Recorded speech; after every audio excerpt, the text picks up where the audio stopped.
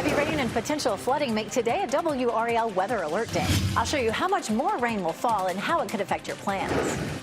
Tracking road conditions, the WRAL Storm Tracker has a look at what you'll see out on the roads today, where the trouble spots are and how to avoid them.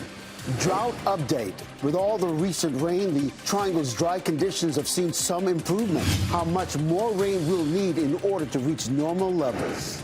And we're tracking power outages across the viewing area as those numbers are going up. We'll have the latest in the WRAL Live Center. Heavy rain continues to fall on this WRAL weather alert day. Good afternoon, everyone. I'm Renee Chu.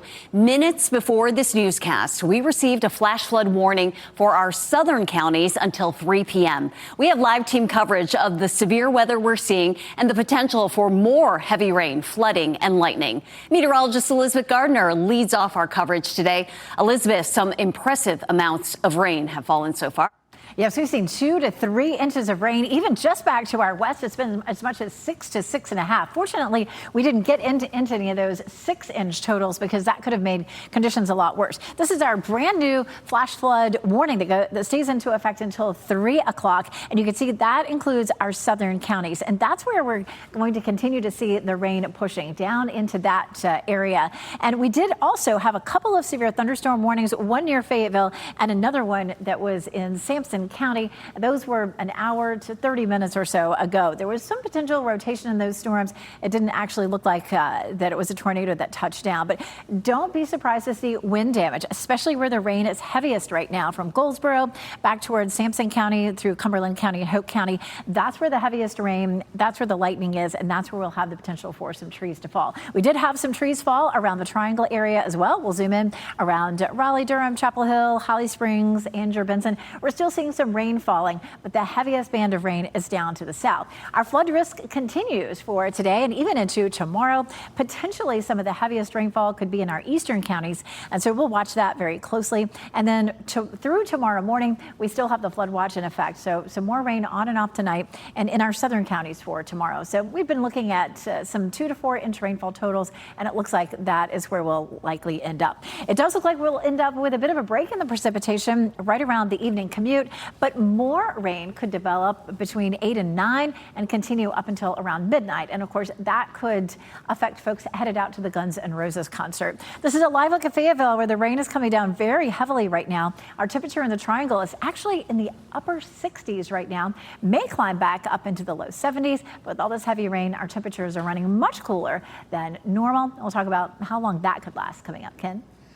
Elizabeth, checking road conditions this noon hour. Let's start with this live look at I-40 and Airport Boulevard. Traffic is flowing on at a nice steady clip at this noon hour. Here's a look at the southern loop of the Beltline, I-40 and Lake Wheeler Road. These are the westbound lanes moving away from us this morning. No major slowdowns to report right now, but this was the scene earlier this morning on that northern loop of the Beltline, I-440. Right at Ridge Road, you can see that white pickup truck getting turned around, hitting the central barrier right there. You see traffic was getting through, but that's a situation where that we'd see all morning long, where some people were losing control of their vehicles because of the wet road conditions. Right now, we're not seeing any major delays on any of our major routes. There was a crash on Atlantic and Spring Forest, but that has since been cleared. We also have the WRAL Storm Tracker out on the road this morning. Ali Kavanabar, you in Chapel Hill. Tell us what you're seeing right now. Are improving. Some of those areas that had flooding earlier this morning, those are cleared, but we are still seeing some rain. Roadways are wet. Turn the camera so you can see what we're seeing right now. We have those windshield wipers going as well, water spraying up from vehicles. We do want to show you these photos, though, shared by Orange Rural Fire Department. This is what I-40 West near the 85 interchange in Orange County looked like. You can see one of the firefighters waist deep in water. Now, this stretch reopened around 10:30 this morning, and Orange County Sheriff's Office says the deputies responded to several other incidents, including a tree falling on a car while it was driving on King Street. So they are emphasizing that people need to take it slow in conditions. The roads are still wet. Even if it is just raining lightly, people still need to drive carefully and drive slow. What else do people need to know, Ken? I am live in the storm tracker. Ali Katlabar, WRAL News. And we are continuing to track drought numbers this morning. With new numbers out, we are seeing some improvements, and certainly this heavy rain will help. We find WRAL's Bailey Stamos in Wake County, where the weather is already causing some problems. Bailey, what are you seeing? Renee, we're at Diamond Drive and Pearl Road, where crews have just wrapped up clearing this tree off this residential road. You can see it's now chopped up and moved to the side. First responders on scene did tell us that no power lines were affected by this, but take a look at this footage that we got within the hour. This is not the only area that dealt with trees in the road. This is off Spring Forest Road, where crews were wrapping up clearing the road again within the hour. Now, believe it or not, all of this rain coming down today may still not be enough to get us out of this drought. WRAL meteorologist Amy Wilmes says while this has improved drought numbers, we will need about 16 inches of rain to completely clear it. In speaking to Raleigh water officials this morning, they expect the rainfall from yesterday, today, and tomorrow to bring some improvements to the water supply.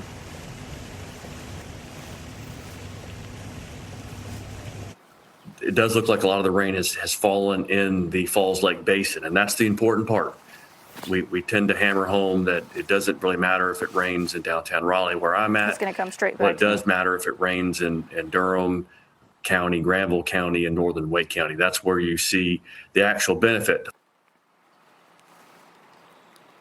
Ideally, Raleigh Water would want to see Falls Lake at 75%, and they do expect to come closer to those numbers after this week. Bailey Stamos, WRAL News in Raleigh.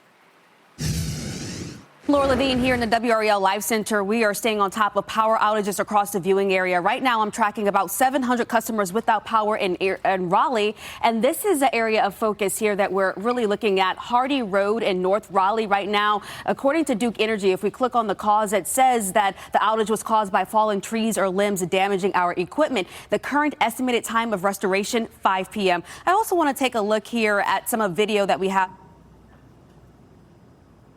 500 customers were without power early this morning because of downed trees falling on power lines in that area. This is on Carolina Avenue. They were able to clear that up, and power was restored around 10:30 this morning. So that is some really good news. Here is a reminder for you as you continue to see weather in your neighborhood. As long as it's safe to do so, please take a photo or share your videos with us at WRAL.com/reported so we can stay on top of the conditions across the viewing area. Well, thanks. A busy weekend at Carter Finley Stadium getting started tonight, and organizers are expecting things to run rather smoothly. Last October, you recall, traffic was a nightmare for the Chris Brown show. Some people wasted so much time in traffic and in parking lots they didn't even get in, even with tickets. Well, this year they say things will be different for Guns N' Roses tonight and Noah Khan Saturday. It's not as busy around the stadium. For one, the state fair complicated the situation last year. This year, the fairgrounds will open 3 parking lots to add more spaces.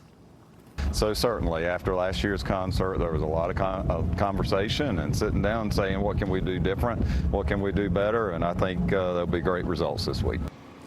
Organizers are urging people to get there early. Parking lots open at 1:30 for both concerts. Of course, we'll be keeping an eye on traffic conditions throughout the day as people begin to arrive for the concert. We'll have the latest beginning in our evening newscast starting at 4. Tropical Storm Bertha is making life miserable for millions along the Gulf Coast. The storm made landfall east of New Orleans, packing drenching rain and winds up to 45 miles per hour. NBC's George Solis reports. Things here in New Orleans certainly much calmer after Bertha turned to shore Thursday afternoon, but the storm still packed a little bit of a punch. We still saw some wind, rain, and some localized flooding. Fishermen, of course, taking precautions as well in some of the coastal communities like Venice, Louisiana. We saw one and met one who was packing up, saying this was still reminiscent of some of the storm's past, although they were grateful that the conditions were not more severe. The Gulf Coast certainly impacted by Bertha in places like Dauphin Island, Alabama, Alabama. We saw cars that were covered in sand by some of the storm surge. We saw some big waves. We saw some strong gusts. Here in the New Orleans area, gusts reported around 30 to 40 miles per hour. And again, the storm continuing to move west. It is expected to make a second landfall near Galveston, Texas today as a weaker tropical storm. Still, the concern over some rain and some localized flooding cannot be ruled out. Many so grateful that this storm was not more severe. Of course, many saying this could just be a test run for the next potential storm that may be around the corner. Back to you. That was George Solis reporting. Now, Raleigh police say another 16-year-old faces charges in connection with a shooting investigation in Glenwood South on the 4th of July weekend. That shooting at 610 Glenwood Avenue was one of several that happened as crowds of young people gathered on Glenwood South. The juvenile faces several charges, including 2 counts of assault with a deadly weapon with intent to kill, inflicting serious injury, and possession of a firearm by a minor. Happening today, the Carytown Council plans to address a deal that would allow the Raleigh Housing Authority to buy a Cary apartment complex. The Housing Authority is under contract to buy Amberwood Apartments. Residents have raised concerns about the authority buying a property outside its jurisdiction. The Housing Authority told WRAL deals such as this one keep major investors from buying the properties and raising the rent. There will be a public hearing tonight about whether the authority will be granted tax-exempt status. Well, next at noon, a scene you'll have to see to believe. A semi-truck takes down some power lines on a New Jersey highway. What happened after this scene played out? Ryanair cabin malfunction. For the first time, we are hearing from the passenger who was partially sucked out of an aircraft window mid-flight. How he survived. And today is a WRAL Weather Alert Day. It's a live look at road conditions courtesy of the WRAL Storm Tracker. Meteorologist Elizabeth Gardner on the rainfall total so far and who could see more rain today. Coming up next, see storms moving in with WRAL's exclusive Dual Doppler 5000. Sponsored by the WRAL Weather app. Download now for live radar.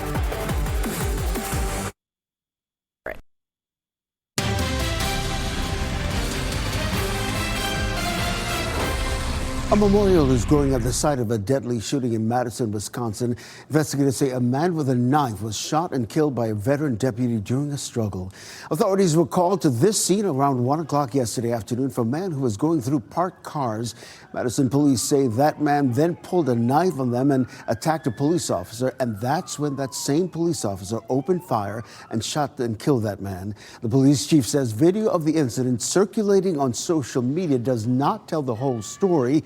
He's asking people not to rush to judgment. You know, we've shared numerous stories about trucks getting caught on the Peace Street Bridge, but those don't measure up to a terrifying moment caught on tape in New Jersey. Take a look. Yeah, what's this? A semi-truck hauling a trailer loaded with a forklift ripped down a power lines. A forklift snagged some overhead power lines, ripping a utility pole from the ground. The pole went flying through the air. Now, amazingly, it did not hit any of the nearby vehicles, and no one was injured. Yikes. Got to check the height on those things. The Ryanair passenger who was partially sucked out of a plane window mid-flight is sharing his harrowing ordeal. He and his wife say fellow passengers pulled him back in, saving his life, while Ryanair's CEO denies their account. NBC's Tom Costello reports. These are the images, the blown out window and the dangling oxygen masks that still haunt Lubisa Karavich, the man who was violently sucked out of a plane up to his chest when a window blew out on a flight from Greece to Germany. Karavich tells the Guardian newspaper, "It's the noise before the chaos, the noise that is always there when I close my eyes to sleep." With his head and shoulders hanging out of the plane, his wife and fellow passengers pulled him back inside. His upper body was severely disfigured. His arm was badly injured, and there was blood everywhere, she says. The plane's right side engine appears to have ripped apart in flight, possibly sending shrapnel into the window. Once back inside, one passenger blocked the window with a suitcase, and Karavich, his wife says, passed out 3 times. "I thought I was losing him. His heart was beating so violently." But she says flight attendants only came to help after the pilots had made an emergency landing in Greece. Ryanair told The Guardian as soon as the aircraft descended to a safe altitude, our cabin crew attended to and assisted Mr. Karavich. Now at home, the 61-year-old father of two says he doesn't remember much and his head and neck still hurt, but he's alive. Absolutely horrific. The U.S. is leading the safety investigation into what happened. It says it has not ruled out aircraft age or service issues as a cause. The family, though, is demanding accountability.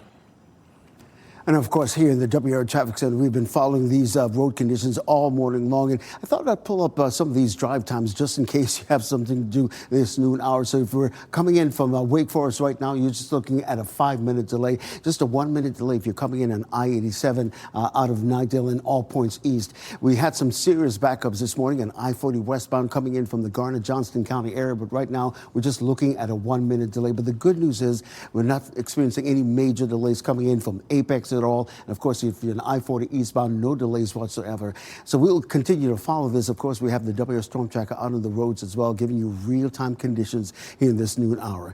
Let's go over to meteorologist Elizabeth Gardner in the WRAL Severe Weather Center. Elizabeth, so much more. We do. Gosh, still at least as much as 10 to 12 inches. Most likely, last time I looked, we were still pushing 15. And of course, we've had a lot of rain today. Some places have seen 2 to 4 inches, even 5 inches in some spots. So this has been a good rainfall for us, but it's definitely difficult to deal with. It's been heavy at times. And of course, so we're looking at the potential for some flooding. We've had some trees down and some potential severe weather. This is a look at our front. The front will continue to sink southward, and that's going to push that rain down into our southern counties as we head through the afternoon. Of course, in some of our southern counties right now, we do have that flash flood warning, and that is in effect until 3 o'clock this afternoon. We head back up to the Triangle area, and you can see some scattered light rain, but it certainly isn't over. Lewisburg to Zebulon to Raleigh to Holly Springs, Fuquay, and Anger are still dealing with rain, but the heaviest has moved down to the south. This is where the thunder and lightning is. This is where we could have a few more trees fall.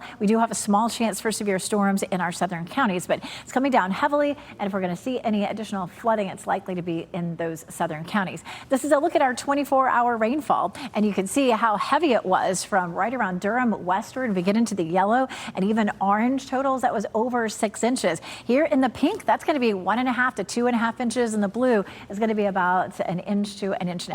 You can see some of these totals here. Right about Hillsborough, we get into the 4-inch totals. Around Durham County, we're looking at 3 to 3.5 inches. Around Raleigh, it's more like about 2 inches, maybe 2.5 inches. Around Wilson, also 2 to 2.5 inches. Of course, off to our west, we saw as much as 4.5 to 6 inches. High point at 6+ inches. Winston-Salem at about 4.5 inches. The flood watch continues through tonight and into the morning hours for tomorrow. The heaviest rain will continue to fall over the next few hours. This is 3 o'clock in the afternoon. We'll continue to have that rain mainly south and east of the Triangle. Potentially a little break around the evening commute. The models show some redevelopment around 9 or 10. And at that point, of course, it's rain on top of a lot of heavy rain that we've seen. Plus, it could affect people who are headed to Carter Finley for the Guns N' Roses concert this evening. This is a look at our drought monitor. We were very excited to see some good improvement. We are out of the exceptional drought just off to our west, and it shrunk a whole lot. We still have some extreme drought and severe drought across our area, but that was helpful. All of this rain that we're seeing today will go into next week's drought monitor, so we should continue to see some improvement. Be on the lookout from Southern Pines to Fayetteville to Clinton for some of these cells to produce some damaging wind and knock down some trees. We do have that level 1 risk down to the south. Here's a look at Fayetteville. I mean, it is just coming down there, and our temperatures have been cool. Upper 60s to low 70s across our area. And if we make it up to 77 officially at the Triangle, it would be the first time that we had highs below 80 since June the 2nd. A quick tropical update for you. We still have Tropical Storm Bertha. That storm is moving west at 10 miles per hour, still just 45-mile-per-hour winds. It is hugging the coast of Louisiana and will move inland here in Texas, most likely in the next 4 to 6 hours, and then rapidly dissipate. So that will be the end of it. It was not a storm that did much damage, if any, to Louisiana, so that was great news. For tomorrow and Saturday, we are still looking at the potential for some scattered showers and thunderstorms. Our temperatures remain cool, and we're back to normal summer by the time we get to Monday, Tuesday, and Wednesday. Coming up in just a few minutes, we'll take another look at some of those rainfall totals and how much more is headed our way. All right, Elizabeth, we appreciate that. Well, voter ID. How many Americans support the idea of requiring a photo ID at the polls? Today on WRAL News at 4, PolitiFact checks on a TV commercial that promotes the SAVE Act coming up. Investing in law enforcement. Governor Josh Stein is advocating for those on the front lines, protecting our state by pushing for double-digit raises. Today on WRAL News at 5:30, how he hopes this could recruit and retain more officers. Our news continues now at noon. Coming up, dish soap hacks. It's not just for your dirty dishes. 5 in your sides put your dish soaps to the test and shows how the kitchen staple can be used for other household tasks. And on this WRAL Weather Alert Day, we want to see what you see. Take a picture or vertical video of the weather conditions or impacts when it's safe to do so. Go to WRAL.com/reported to send your video or pictures to our news team, and we may share them here on TV and on our website.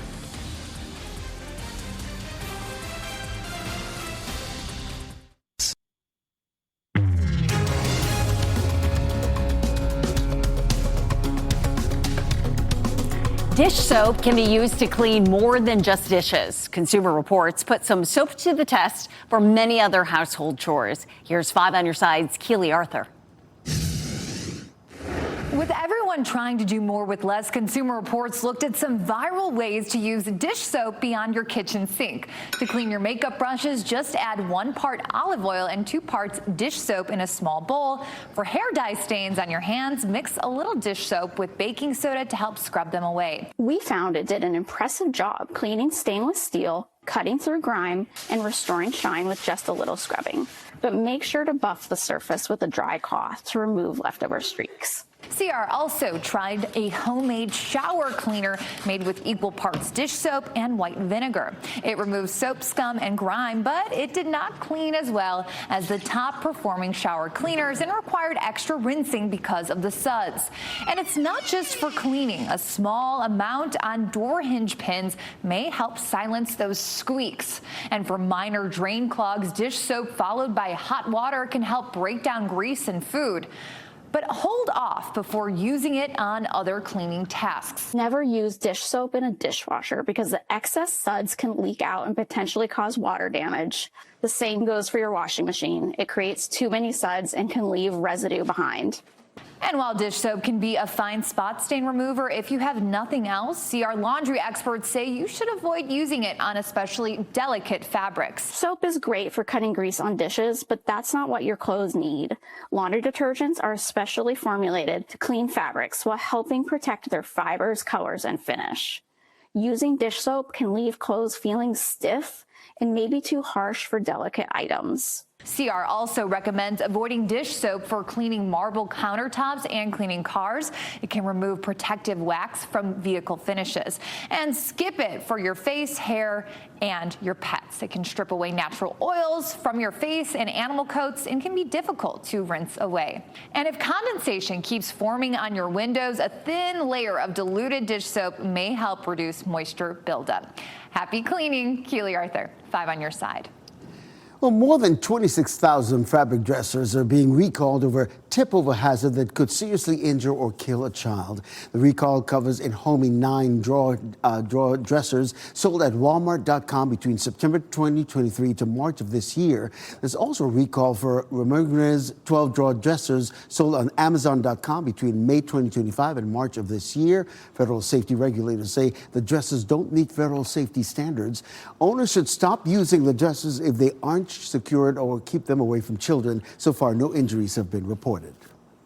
Flash flooding is possible today, which makes it a WRAL Weather Alert Day. You're seeing what the WRAL Storm Tracker is navigating right now. Our live team coverage continues in the next half hour. AI cyber attack. OpenAI says its most sophisticated model hacked another platform. How the maker of ChatGPT says it all happened.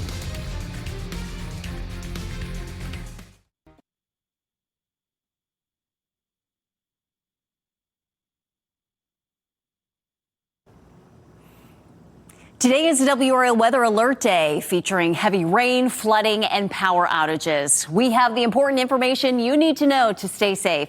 We begin this half hour with meteorologist Elizabeth Gardner in the WRAL Severe Weather Center. Elizabeth, who's seeing the heaviest rain right now? The heaviest rain is in our southern counties at this point. And of course, we do have team coverage here with Ali Calabar and the Storm Tracker. And of course, Ken Smith right over there talking about traffic, which has been a real mess. This rain started overnight last night back across the Triad and moved into our area. During the morning commute, it was heaviest in the Triangle. But now that heaviest rain has moved southward. We have a cold front that's gradually been shifting southward across our area this morning. And now this afternoon, the focus will be in our southern counties. Notice this is where all of the lightning is. A little earlier, we had a couple of severe thunderstorm warnings where we had the potential for some straight line winds, some tree damage, that sort of thing. And that will continue on through the afternoon as long as we have these heavy showers. So it's raining heaviest from the southern part of Wayne County through Dunn, looking at Cumberland County, of course, Sampson County, Hope County. This is where the heaviest rain will be, and it will continue to move southward as we get through the next several hours. We do have a flash flood warning that's in effect there in green that includes the counties where we were just talking about, where the rain has been heaviest. And this is in effect until 3 o'clock. All the warnings for our northern counties have expired. So the focus is now on the south, where we've already seen as much as 1 inch to 2.5 inches. And the rainfall is falling very heavily, and those numbers are really totaling up fast. As we take it through the afternoon, again, we're going to continue to see most of the rain focus to the south. We may have a few isolated showers in the Triangle during the evening commute, but it won't be as heavy as what we saw this morning. Here's 8 p.m., and we move it on out around 9 or 10, we could have another heavier wave that comes through. And of course, that's concerning for people headed to Carter Finley Stadium for the Guns N' Roses concert this evening. It looks like we may have a drier period, but it may end up around mid-concert that we have more rain. We do have a flood watch all the way through tomorrow morning, and it looks like we could see more rain even on Saturday as well. Our southern counties, of course, Sampson County, Cumberland, Hope County, all have that continued risk for severe storms, but it's a low risk at this point. Look at these temperatures, upper 60s in the Triangle, 72 in Roxborough, 75 in Fayetteville. It is cool out there, and temperatures will likely remain in the 70s for the rest of the day. Ken? All right, Elizabeth, checking some major routes here around the Triangle. Let's start in the upper left-hand corner and give you a live look at I-87 at Smithfield Road. These are the southbound lanes coming toward, moving away from us this morning. Traffic also flowing at a nice steady clip at I-40 and I-540 near the Wake-Durham County line. And as we come down to the lower left-hand corner, here's a look at the southern loop of the Beltline, I-40 Lake Wheeler Road. The southbound lanes moving away from us this morning. And here's a live look at I-540 at Leesville Road. We're not picking up any major delays on any of our major routes at this hour. Of course, you're getting ready to head out the door. You will encounter some damp road conditions. Let's get over to WR Storm Tracker. Ali Calabar is in Chapel Hill. Ali, what are you seeing right now? Yeah, well, we are seeing conditions are improving here. Some of the areas that were closed because of flooding, those have reopened. Now, we are seeing that the rain has just picked back up in the past 5 minutes. So I'm going to turn the camera and see exactly what we're seeing. So we have our windshield wipers on. We can see that it is raining. The roads are wet. We can see water gathering on the shoulders and the sidewalks. Now, earlier this morning, we saw Orange Rural Fire Department. They were on I-40 West near 85 interchange because it was shut down because of flooding.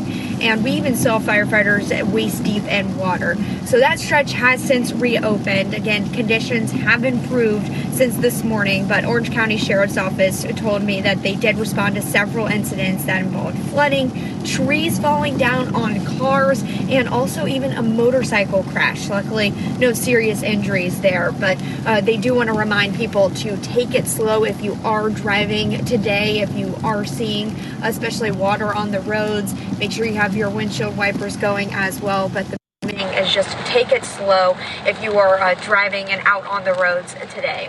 Reporting live in the Storm Tracker, Ali Calabar, WRAL News. Ali, thank you. Areas of ponding or minor flooding are more likely today, with a high risk of flooding for parts of our area. Meteorologist Grant Skinner explains why it is important now more than ever that people use plenty of caution when driving. We've had a lot of flash flood warnings today. I want to give you some reminders of what you should expect when you're out on the roadways. Again, with heavy rainfall, that can quickly lead to rapid water rises in low-lying areas, especially and close to rivers. Over half of all flood-related drownings occur when a vehicle is driven into hazardous flood water. That's from the CDC. So again, remember, do not drive through flooded roadways. Remember, turn around, don't drown. It's the best thing you can remember whenever you see that standing water. 6 inches of water is enough to sweep away a person.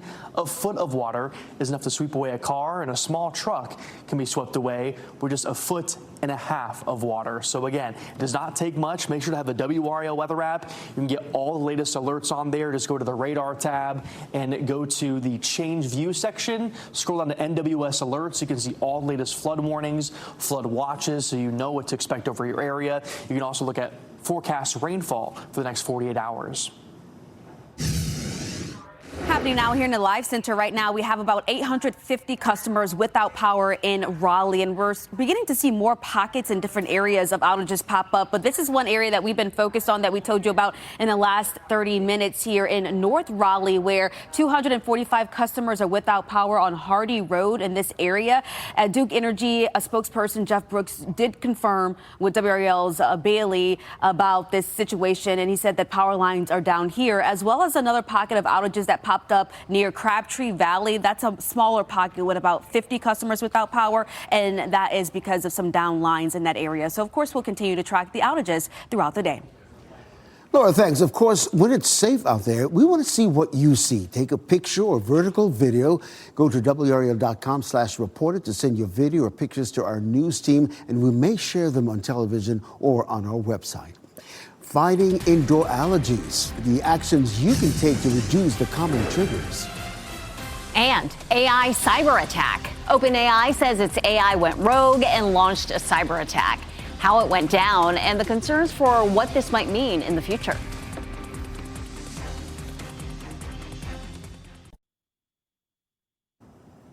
OpenAI admits that its newest and most advanced artificial intelligence technology launched a cyber attack on another platform. This marks the first documented case of a fully autonomous AI cyber attack. OpenAI admitted that its most powerful AI model, available to the public, and another that has not yet been released, escaped a controlled lab test. The tech plotted a course to the open internet and hacked into a popular AI developer platform known as Hugging Face.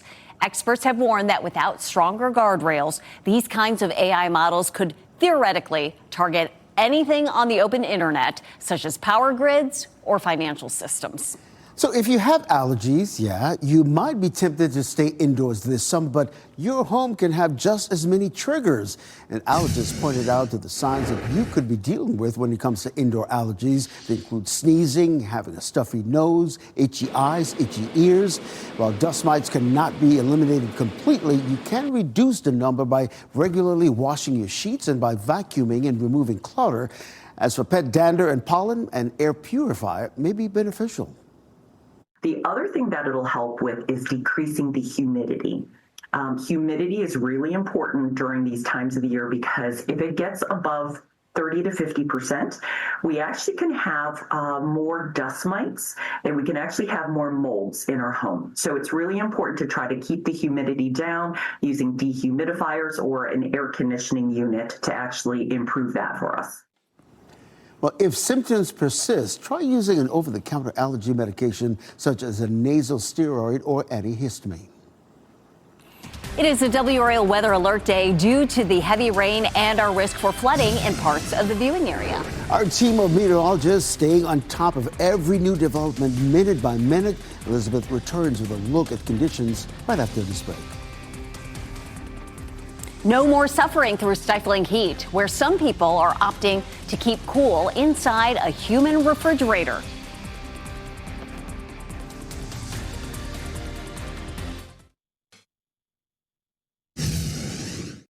Here in the WRAL Live Center, we're going to take you to some of the conditions that we're beginning to see on the North Carolina coast. Cape Hatteras National Seashore posted these photos here of a campground there at the Oregon Inlet that's experienced some flooding. But I also want to show you this photo here of flooding on Highway 12, where you can see some really treacherous conditions with vehicles passing through this area. This is between the Bass Knight Bridge and Rodanthe area. Travelers are advised to use caution if they're traveling in this area because of all that heavy rain they're dealing with right now.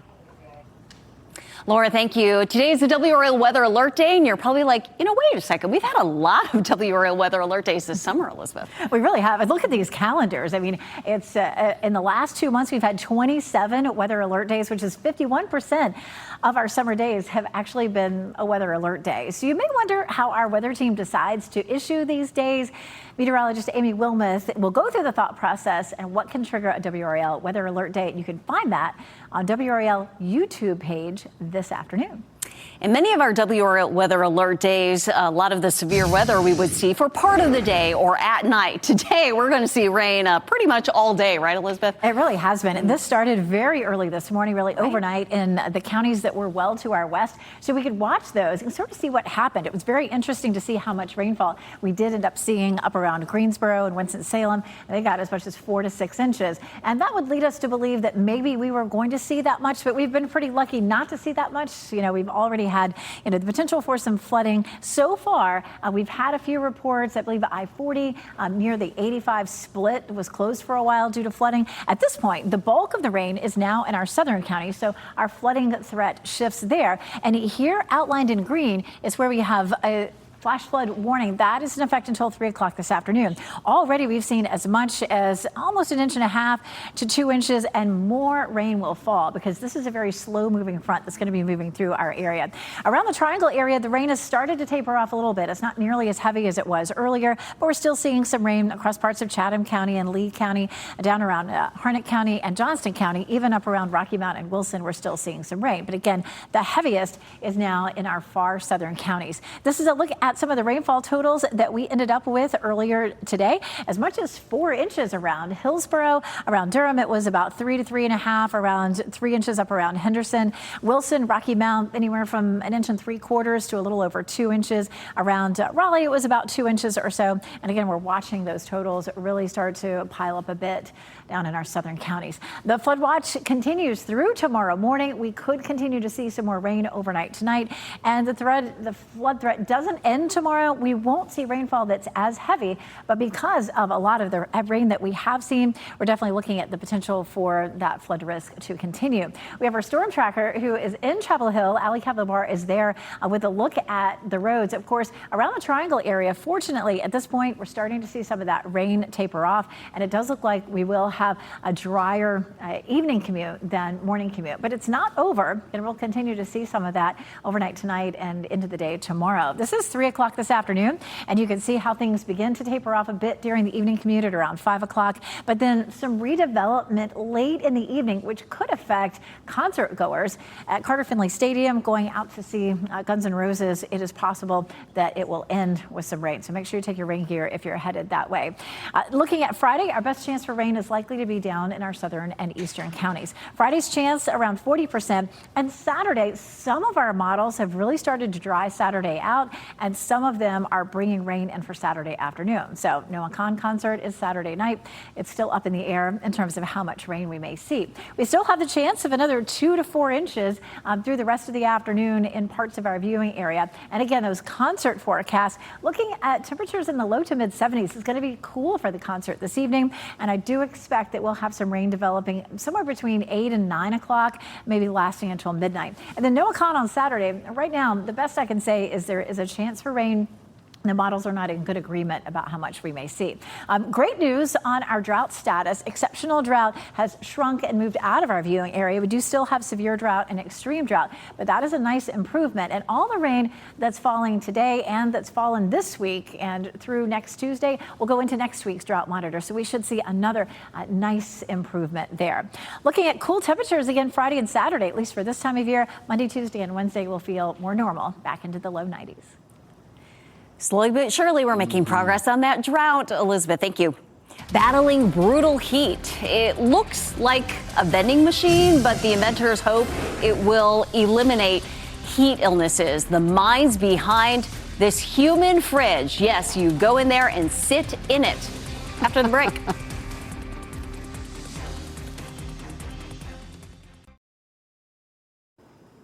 As we wrap things up, here's a look at a few of the headlines we're following today. Heavy rain is causing some flooding and damage on this WRAL weather alert day. I-40 is back open in Orange County after flooding had closed a stretch there. Parts of the triangle are also seeing power outages, crashes, and downed trees. Thousands of people lost power across several counties, including Wake County. Now, the rain is far from over. Scattered showers and storms will be likely for the evening commute and beyond. Count on WRAL for team coverage of the impacts and damage. Look for updates throughout the day on air and online. At that same time, we are continuing to track drought numbers. With new numbers out, we're seeing some improvements, and this heavy rain could help, but it may still not be enough to get us completely out of the drought. The WRAL weather team says we will need about 16 inches of rain to do that. Raleigh water officials say they expect the last few days to boost the Falls Lake water levels and supply. We'll see those new numbers next week. But moving in the right direction, though. Tonight is the first time the Cary community can speak directly to town leaders since a state audit revealed questionable spending. A public comment is planned at the town hall meeting. Council also plans to address a new anti-retaliation policy crafted since the audit.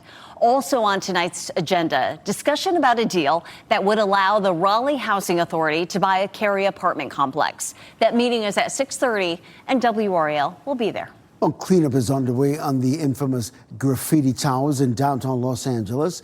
The ocean-wide plaza towers, also known as the infamous graffiti towers, are getting a clean slate. Graffiti abatement crews were working section by section, power washing the tags off the three towers. It's the first step following the $470 million sale to its new owner. The process is expected to be completed in 90 days. Instead of reaching for something cool from the refrigerator during extreme heat, some people are opting to keep cool inside a special refrigerator. Look at this. Japan is combating the brutal heat with a fridge designed for people. This human-sized box promises to chill your body in just 10 minutes. The interior temperature hovers around 59 degrees. It has an automatic 20-minute shutoff to prevent overcooling. If you're concerned about safety here, the makers say the clear acrylic door is held closed by magnets that can be pushed open from the inside at any time. Each unit costs about $9,300 US. I can do that. It's like a sauna, but only reverse. It's a cool sauna. Love it. Hey, our pet of the day comes to us from the Wake County SPCA. Jasmine is a 3-year-old female cat. She can be a bit reserved when meeting new people, but is incredibly sweet once she gets to know you. Orange cats are usually male. Only 1 in 5 is female, so Jasmine is a rare beauty. She's been at the shelter over a month now. Jasmine's adoption fee is $85, which includes her spay and microchip vaccines and other wellness care. Voter IDs. How many Americans support the idea of requiring a photo ID at the polls? Today on WRAL News at 4, PolitiFact checks a TV commercial that promotes the SAVE Act. Coming up. NBC News Daily is next on WRAL, your next local news update in 30 minutes. Of course, you can get breaking news updates anytime with our WRAL News app. Have a safe and great day.